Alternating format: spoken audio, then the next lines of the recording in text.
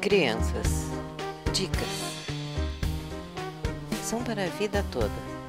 Várias pessoas dizem que a gente cria os filhos para o mundo, coisa com a qual eu não concordo, pois sendo de descendência italiana, meus filhos são, ao contrário de tal dito, para mim e para a vida toda. Não digo isso no sentido de posse, mas no sentido de responsabilidade, companheirismo, participação. E posso dizer que, se conseguirmos que essa responsabilidade seja gostosa e prazerosa, teremos bons momentos exercendo tal responsabilidade, assim como companheirismo e participação. Lembre-se que foi você quem quis. Está bem, já ouvi os protestos de que foi sem querer, foi inevitável e outros mais que as pessoas alegam diante dessa afirmativa. Meu contra-argumento, salvo raras exceções, é que você sabia o que estava fazendo quando fez a criança. Hoje em dia é meio inconcebível admitir que não saibamos o que pode dar errado. Assuma as responsabilidades de tê-los. Uma vez gerada uma vida, ela tem que ser protegida, alimentada, amada, cuidada. Gostando ou não, concordando ou não, essa vida foi gerada decorrente de um ato nosso. Entenda nessas atitudes de cuidado com os filhos como as mais preciosas contribuições para o bem da humanidade, e não só aquilo que fazemos para os outros que não são família. Eles não vêm com manual de instrução. É muito interessante isso. Nesses momentos, temos que dar crédito aos nossos instintos, todos meio amortecidos por aquilo que chamamos de civilização. Crianças fazem coisas inimagináveis e inesperadas, e eu sempre tenho a sensação de que elas são, nesse momento do inesperado e inusitado, a nossa mais pura ligação com o ancestral.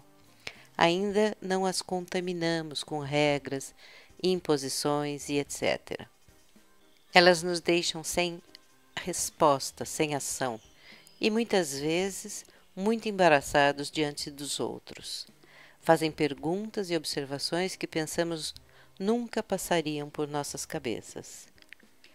Mas podemos estar enganados. Talvez lá atrás, quando também fomos crianças, podemos ter tido essas mesmas atitudes. Melhor perguntar para nossas mães. Você pode falhar e vai falhar. É engraçado como temos horror em geral dessa possibilidade. Criamos uma ideia de perfeição. Confesso que fico muito confusa com isso. Perfeição com qual referência? Quem ou o que é o modelo perfeito ao qual nos reportamos quando investimos na autocomiseração por algum erro cometido? Somos ídolos dos nossos filhos em grande parte do tempo, até que o pedestal começa a se quebrar. De forma geral, na adolescência é que isso acontece. A definição de falha é relativa àquilo que conceituamos como certo e errado. Conceitos formados durante nossa vida e sedimentados com reforços vindos especialmente das relações sociais que desenvolvemos.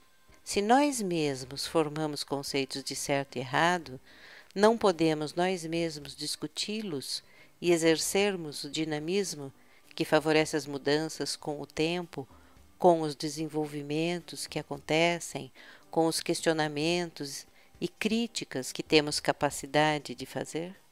Não tenha vergonha disso, mas ao contrário, sinta-se bem-vindo à raça humana.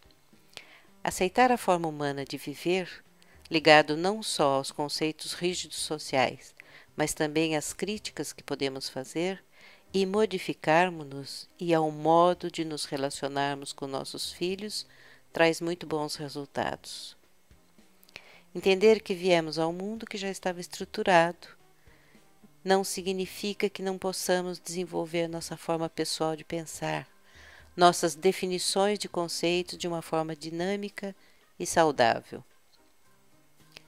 Empenhe-se em aprender sobre eles e com eles. No que diz respeito a aprender com os filhos, o assunto é rico e extenso.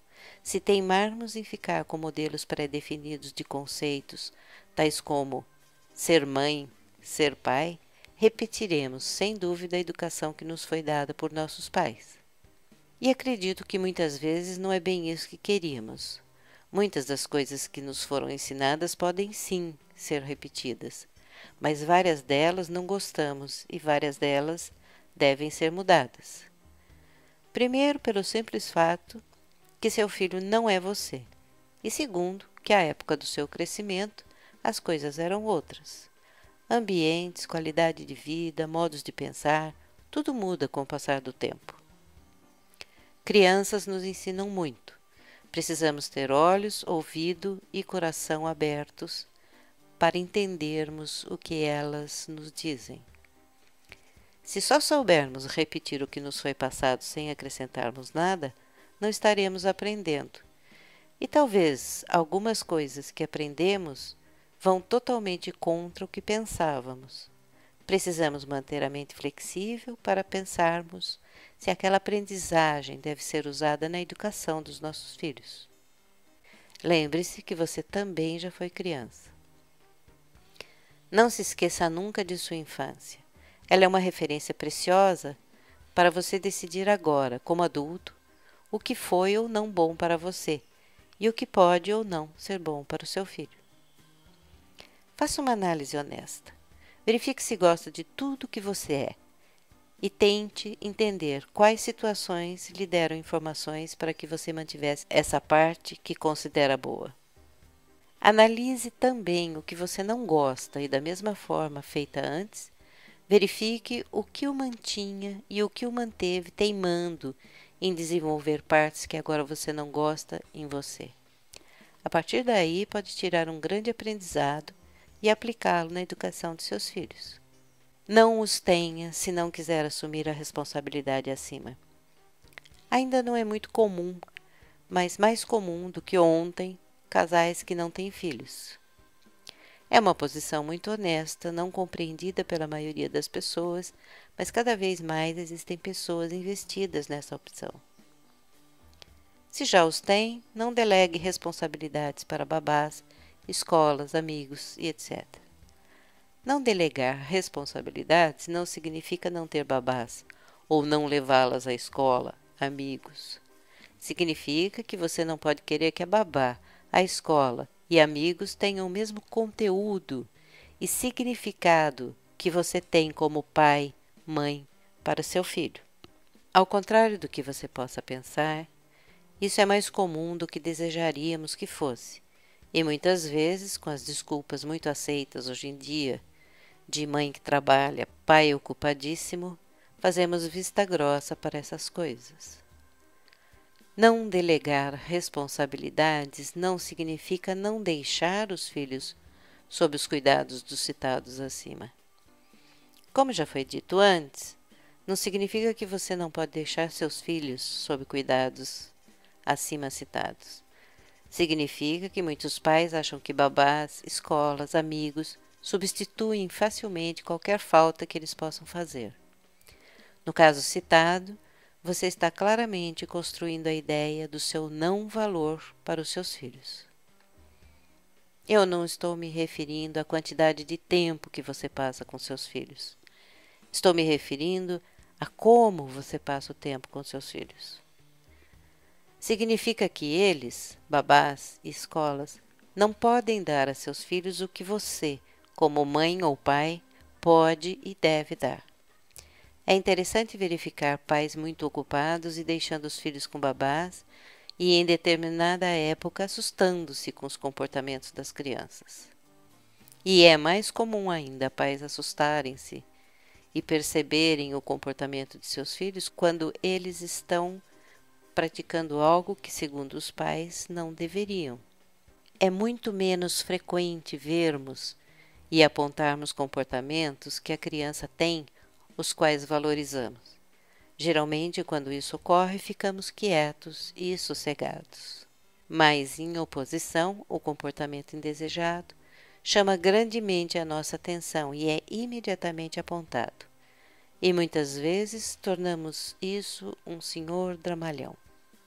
Com isso, a nossa tendência é manter o que chamamos de inadequado e esquecermos o que concebemos como bom. Isso, em geral, acontece pelo fato de nossa ansiedade e vergonha do inadequado ser, no momento, muito mais desconfortável do que nossa capacidade de olhar e valorizar o que há de bom. Não é um assunto simples, fácil e nem curto para conversarmos de uma vez só. Aguarde que nos próximos vídeos continuarei a falar mais sobre dicas sobre crianças. Esse vídeo é oferecido por Equilibre Cursos e Treinamentos. Agradecemos a sua participação e convidamos para que volte sempre. Abraços.